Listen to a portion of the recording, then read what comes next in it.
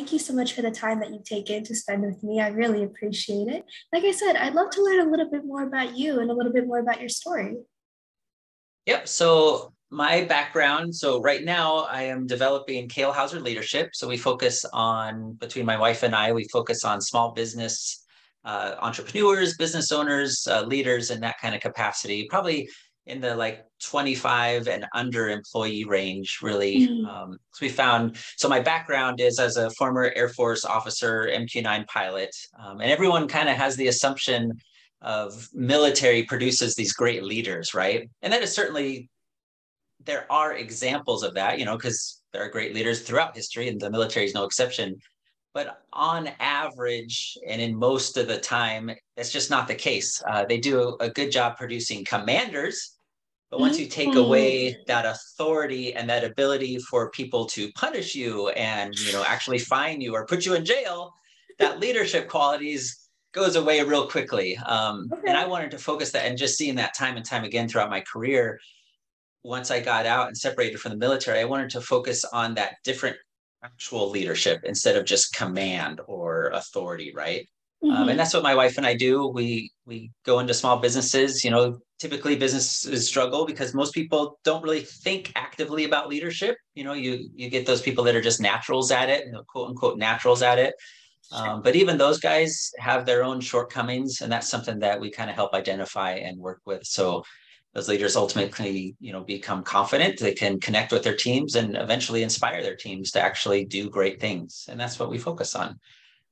Oh, that's super incredible. And I hadn't really thought about that, that like they have those commanders. And the reason that they're so good at it is because they have that power of authority. So you automatically have to look at them. You have to look up Yeah, to them. You don't really have yeah, much of a choice. yeah, exactly. And in the worst case scenarios, they take it in, not in an official legal sense, but they become kind of mini tyrants, because they Yeah. know they can tell you exactly what to do, where to be, when to be, virtually control your life. And it goes to a lot of people's heads when you have that kind I of can power. imagine. Yeah, Yeah. definitely. We've definitely seen that even just anywhere in general. But Uh, in regards to leadership, I do have a quick question, a little bit on off topic. What would you say to young people, maybe around 25 and under, that want to go into leadership, that want to lead their own team? But I know sometimes people look at it, younger people like myself and be like, I'm older than you. I'm not going to let you lead my team. I'm not going to let you do that. Is there any advice that you'd say to come across as maybe less of like a childhood brat and more just as a real leader and as someone who's like, hey, I might be young, but I can definitely help you out? Sure, absolutely. So that's a fantastic question because I think it touches on a shortcoming that a lot of people feel is that I'm not a natural leader, or I wasn't born, I'm not charismatic or a massive extrovert, right? The life of the party kind of personality. And Right. the reality is that leadership is a learned skill. Certainly those kind of people have a little bit of advantage because they don't have that fear of talking to other people, because leading kind of requires you to interact with other people. But it's going into that with that understanding that there are specific things that you can learn and do to become a great and effective leader. You don't have to be the life of the party type of personality in order to be a great leader. And in fact, I would argue that those types of leaders aren't that effective at, no kidding, leading. They're great at connecting, which is a good start. But when it comes to the actual leading and getting things done, especially in the business sense, they have a lot of shortcomings that they have to overcome as well. So if I were talking to my younger self, or even to a person that's maybe entering the business world, whether graduating college or anything of that nature, and they're stepping into that role, is one to understand that there are, like I said, there are things specific that they can do to become more confident in themselves, but also create that connection and then ultimately that inspiration in any sort of team. But it's kind of understanding the dynamic, especially of the other leaders that you're working around. As a young person, there's a natural assumption, especially by older people, that you don't know what you're doing or you're Yeah. inexperienced at that. And that those may be true in the technical sense of, at that job or whatever it is that they're doing, for work or employment. But when it comes to people, those are all things that you can start practicing now, of just connecting with people and figuring out, what makes them tick, and how you can, help them and inspire them. Yeah, that is really incredible. And I really appreciate that's really great advice. Is there anything else that you'd say to either your younger self kind of looking back, or maybe kind of the younger generation moving forward, either in regards of leadership or even on running your own business? Yeah, absolutely. So I was thinking about this. And so while I'm not an introvert per se, I'm definitely not an extrovert, in that classic sense of the word. I am kind of that in between. I'm an observer by nature. My entire childhood and young adult career, and I'm in my mid 40s now. I just prefer to observe and see, like one of my favorite things to do is go to the airport and just see people and observe, different patterns and what they're wearing and how they're interacting with each other. I just find it fascinating. But I can see, and looking back now, and especially in my military career, how that has not served me well, because there is a point where you have to get involved. You have to have an opinion. You can't just be like, okay, whatever, live and let live. You have to kind of, and you don't have to be, assertive to the point that you're a jerk about it or anything, Right. but you do need to have an opinion about things. And especially in the world that's going on around you.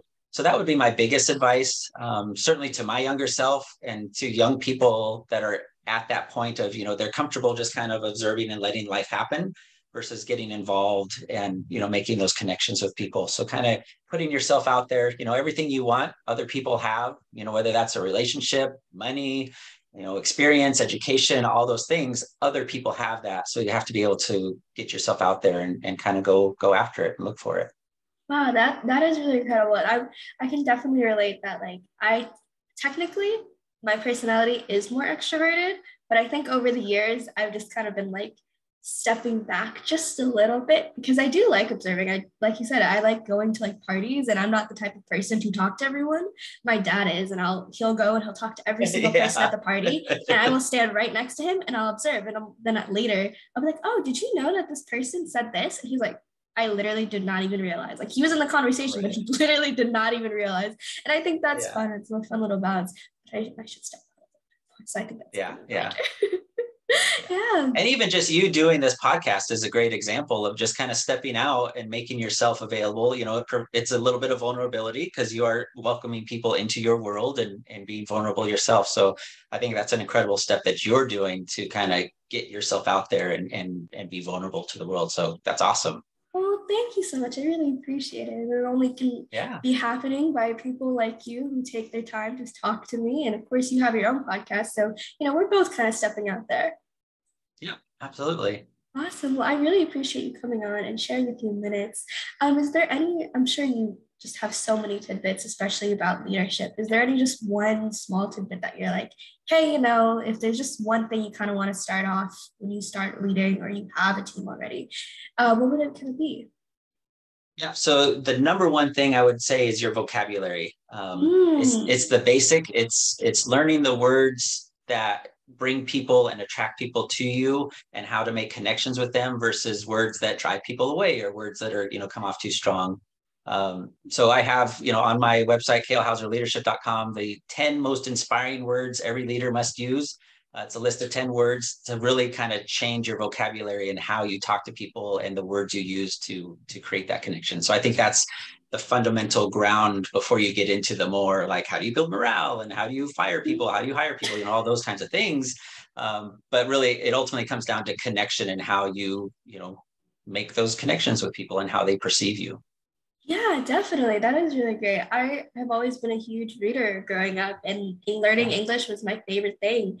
And especially Yeah. as I noticed when I was transitioning from like just being a child to like actually talking to people in business and stuff, definitely learning the language and changing that was a really big thing that I noticed. I was like, I should really say it like this versus this. Like, I'm not going to talk to my friends like this, but I wouldn't talk to someone who's been in business for 30 years like this. So it's a good thing Exactly. to be aware of.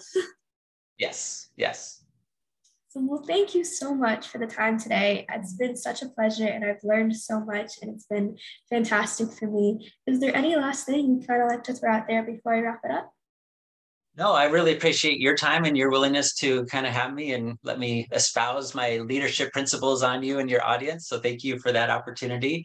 Of course. Yeah, and if there's anything you need, feel free to reach out anytime. Thank you so much. Of course.